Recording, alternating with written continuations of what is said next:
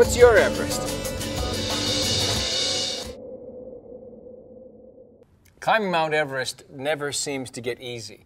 All the planning and preparation just to get to base camp seems like a daunting task. Then once you get to the mountain itself, there's obviously the hard work of the climb. But an interesting phenomenon occurs. The higher you go, the less oxygen there is available to you. It seems, let's say your goal is to lose 10 pounds. Those first few pounds come off relatively easy. It's those last few that we often struggle with.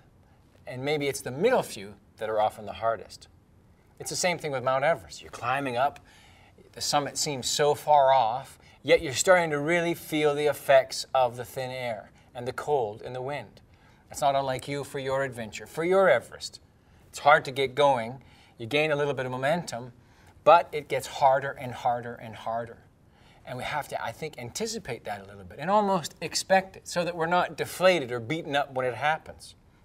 But if you stick it out just a little bit longer, something great occurs. That momentum really kicks in.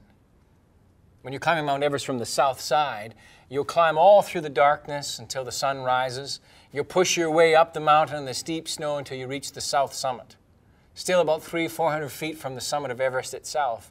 You're not quite there, but in reality, the hard emotional work is done because there in the distance, along that knife ridge, is the peak. It's like, say, if you were wanting to run a 10K. The start, you're feeling strong, you're going well.